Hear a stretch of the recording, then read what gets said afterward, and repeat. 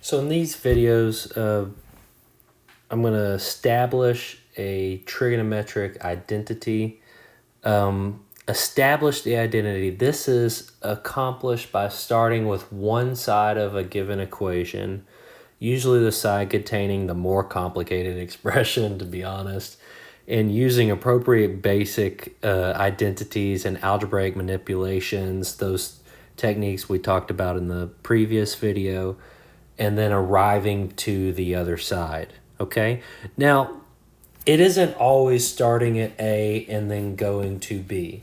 Okay? So that's not always the case. Sometimes, you're working your way to B, and then you hit this wall. Okay? So you're working your way to B, and then you're like, well, what do? I don't know how to get past this step here. Sometimes it's helpful to then start at B and try to work your way back to A. And then maybe you can figure out how to get over that wall and then link the two to connect them. That's, the kind of fun thing about working these identities, and really kind of why I get a little excited about them is because this really is more what higher mathematics is about. Okay, so proving things are true, and once you prove that they're true, you've got some identity established, some theorem or whatever, then it will always be true. So let's start with an example. We've got cosecant theta times tangent theta equals the secant of theta. Okay? So I'm going to start with the more complicated, the left side. And when I see two things multiplied together and it doesn't look quite simple to me right off the bat, what I think is, how about I convert everything to sines and cosines? So I'm going to convert this to 1 over sine theta with the reciprocal identity. And then with the quotient identity, this is sine theta over cosine theta. Okay? So, if that's the case, then what do we have here? Well, sine theta and sine theta cancel, and I get 1 over cosine theta. Well, heck, that's really close to this, isn't it? Only thing left to do is the reciprocal, right? And so that is secant theta. Okay? So if you wanted to write this out algebraically, you start with cosecant theta, tangent theta becomes 1 over sine theta times sine theta over cosine theta, and this equals 1 over cosine theta, which equals secant theta. And that completes the link, from our analogy up here from A to B. Okay? So hopefully that kind of gives you an idea there of what's going on with these identities. So let's try another one. Okay, let's do this. Sine squared negative theta plus cosine squared negative theta equal to 1. Okay. So because the arguments are negative theta, then I can apply the even and odd identities. So let's look at this. This is sine of negative theta all squared plus cosine of negative theta all squared. Okay? And then if I use the odd property here, since this is odd, that's negative sine of theta squared plus, and then what do I know about this? This is even, so that's just cosine theta all squared, okay? So if I square a negative, it becomes positive, so that's sine squared theta plus cosine squared theta. And what do I know that equals? That equals 1. And that's what I'm trying to prove right there. Okay? So if you want to write it out, sine squared negative theta plus cosine cosine squared negative theta equals sine, so negative sine of theta squared plus cosine theta squared, which equals sine squared theta plus cosine squared theta, which equals 1 by the Pythagorean identity. Okay? Let's try another one. So here's another identity. Establish this identity. Sine squared negative theta minus cosine squared negative theta over sine negative theta minus cosine negative theta equals cosine theta minus sine theta. Okay, so how might we go about working through this? Well, anytime I see these negative thetas inside my argument, I think even and odd. Okay, so I run through the same game again. Sine of negative theta is negative sine of theta squared. And then this is cosine of theta, since that's even, squared, over, let's see, what do we have? This is negative sine of theta, and then that's minus cosine of theta. Okay? So I just replace this with cosine theta, and I replace this with negative sine of theta by my even and odd identities. All right, so how's this going to help me? What's happening here? What do I get? This becomes sine squared theta minus cosine squared theta over, well, I have a minus, and then I'm going to factor out a negative. Maybe that will help, maybe it won't. I don't know yet. Just like this. Okay. Interesting. The numerator, I think the numerator will factor. Let's see. The numerator factors. So if you think about it, if you had like a, say this was x squared minus y squared, if you had a x squared minus y squared, how does that factor? That factors to x minus y times x plus y, right? So this factors to sine theta minus cosine theta times sine theta plus cosine theta. That is what is known in the math world as a difference of squares.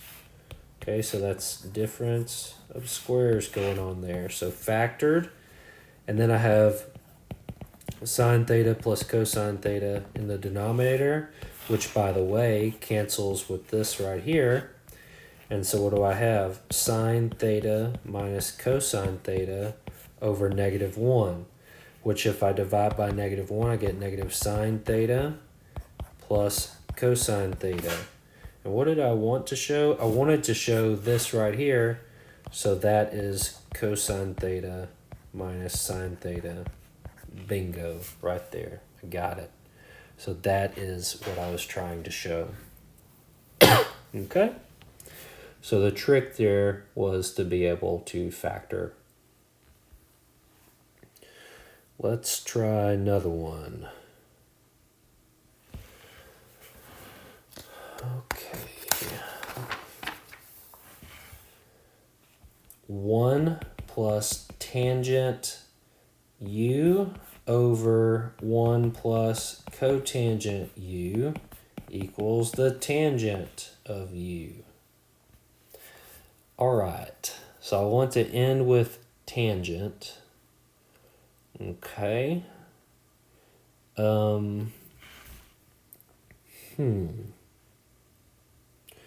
Well, what if what if we took advantage of the fact that cotangent was the reciprocal of tangent? Okay, so what do I mean by this? So I have 1 plus tangent u in the numerator, but then in the denominator I have 1 plus 1 over tangent u. Okay, so what can I do with this? Well, this 1, to get a common denominator, I can convert that. So I have 1 plus tangent u in the numerator, but in the denominator I have tangent u over tangent u plus 1 over tangent u. Oh yeah, here we go. So what is this going to be? This is 1 plus tangent u divided by 1 plus tangent u over tangent u. Okay? So with fractions, dividing, keep, change, flip, what does this equal? This is 1 plus tangent u multiplied by the reciprocal, tangent u over 1 plus tangent u. Okay? Cancel, cancel, and I get tangent u. And that is the answer right there. Okay? So using the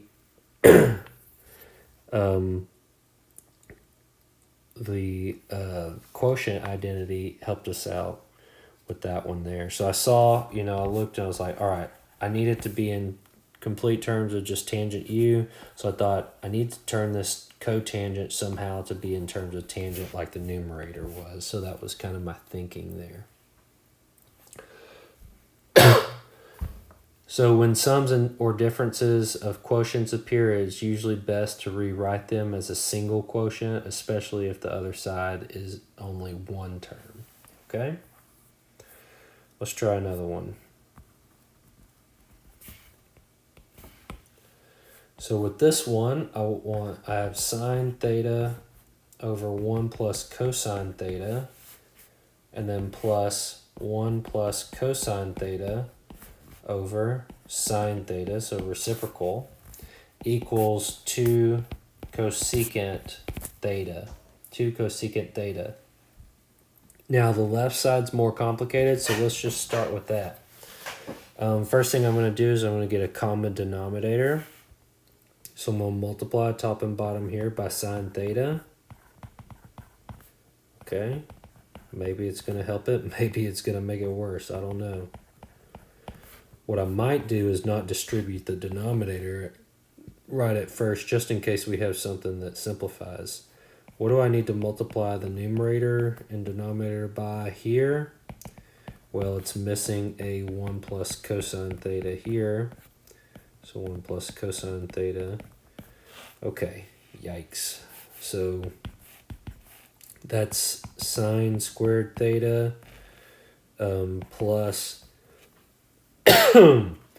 Well, if I multiply this out, I get 1 times 1 is 1, and then 1 times cosine is cosine, 1 times cosine is cosine, so that's 2 cosine theta. And then cosine times cosine, that's cosine squared theta, all over sine theta times 1 plus cosine theta. Okay, that looks worse. But what do I know? Well, I know that sine squared plus cosine squared is 1. So that's 1 plus 2 cosine theta over sine theta. Oh my goodness, I think I see it. Okay, so what's going on here? Collect these. I get 2 plus 2 cosine theta over sine theta 1 plus cosine theta. I'm going to factor a 2 out. So I have 2 parentheses 1 plus cosine theta over sine theta 1 plus cosine theta. And what do I do now? Well, I've got a 1 plus cosine here and a 1 plus cosine here. So when I simplify, I get 2 over sine theta. Now that's really close to what I want. All I need to do now to get this is just do the reciprocal. So that's equal to 2 times the cosecant of theta. Bingo. Right, so there it is in all of its entirety. Okay. Let's try another one. Tangent x plus cotangent x over secant x cosecant x equals 1. All right. Well, I see lots of trig functions, but I don't see any sines and cosines. So maybe what I'll do is I'll convert everything to sines and cosines and see if I can get stuff that will cancel. So let's do that. So this is sine x over cosine x for tangent plus cosine x over sine x for cotangent. And then secant is 1 over cosine. And then cosecant is 1 over sine. Okay? So if I'm going to do common denominator here, how do I do this? Well, I need to multiply top and bottom by sine x here and cosine x over here. So what does that get me? That gets me sine squared x plus cosine squared x over sine x cosine x divided by 1 over cosine x sine x. Right? Now, does that simplify? Yes. Keep, change, flip. Sine squared x plus cosine squared x over sine x cosine x. Change to multiplication, flip the denominator, cosine x sine x over 1. So cosine cancel, sine and sine cancel, and I get sine squared x plus cosine squared x, which is equal to 1. And that's what I want. I want it to equal 1. All right? So sometimes multiplying the numerator and the denominator by the appropriate factor simplifies the expression. Okay?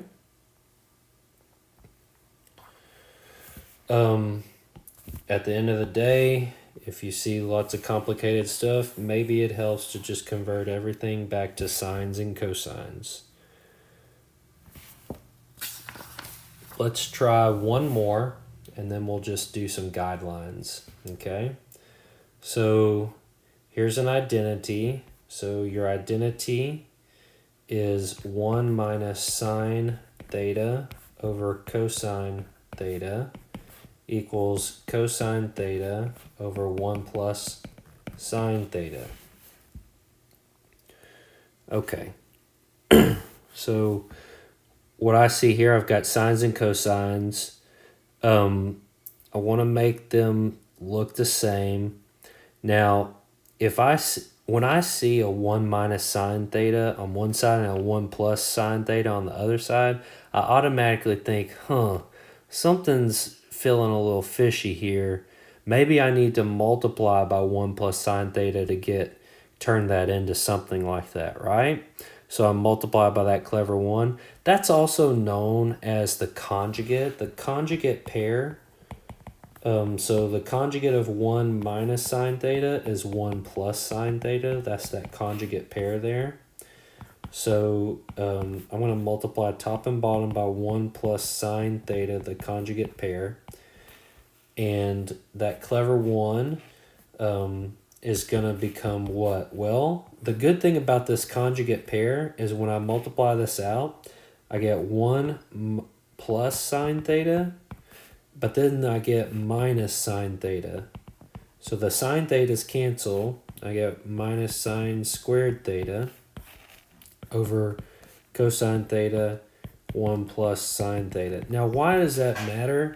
Because the numerator is now 1 minus sine squared theta over cosine theta 1 plus sine theta.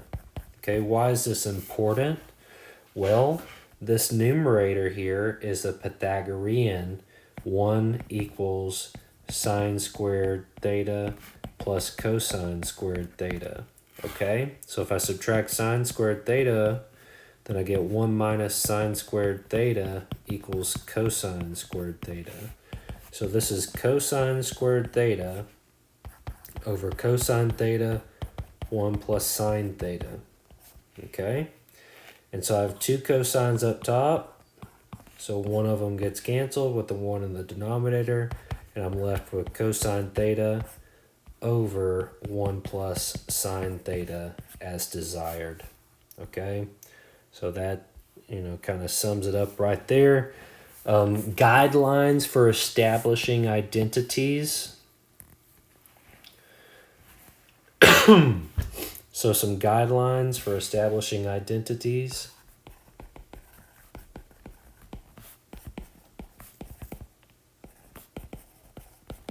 You're still having some trouble because one of the things about this, there's no clear-cut formula. You just have to start trying and seeing if you get it. These that I did, I didn't get stuck on anything. I just whipped right through them. That's, I've done these, identities. I have done more identities than I care to remember. And so that's one, when you've been doing it long enough, you can just kind of do it in your sleep, right? I didn't even have to think about these. And then if you practice enough, you'll get to that point too. But these are kind of guidelines, rules of thumb, rather, to follow, and hopefully it leads you to your answer. So number one, it is almost always preferable to start with the side containing the more complicated side, okay? The more complicated expression. Okay, and then you can hopefully simplify it in some way, okay? Either multiplying by a clever one, or getting that common denominator, or factoring, canceling, right? Number two, rewrite sums, differences of quotients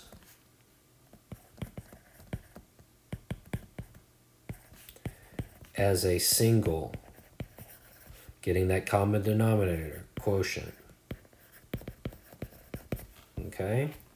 Number three, sometimes it will help if you rewrite one side in terms of sines and cosines only. Right?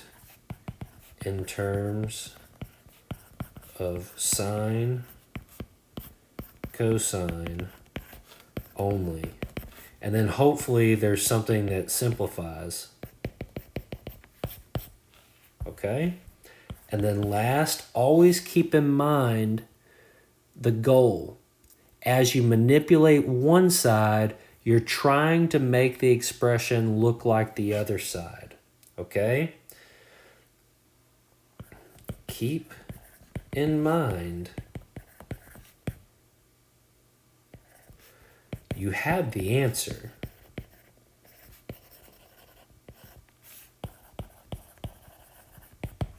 Okay? Try to make the one side look like the other side. Okay? If that means that you've got to stop on the left side and go over to the right side and work on that for a little bit to try to get it closer to where you are on the left side, then do it. But you know the destination. So you're at A, you're trying to get to B. Maybe you need to go back just a little bit so that you can link up the chain to get from A to B. Okay, so just, some guidelines for you as you go through these. I know these are challenging at first, but I promise you it's very rewarding when you get to a point where you can do these really well. Okay, So good luck as you go through this section.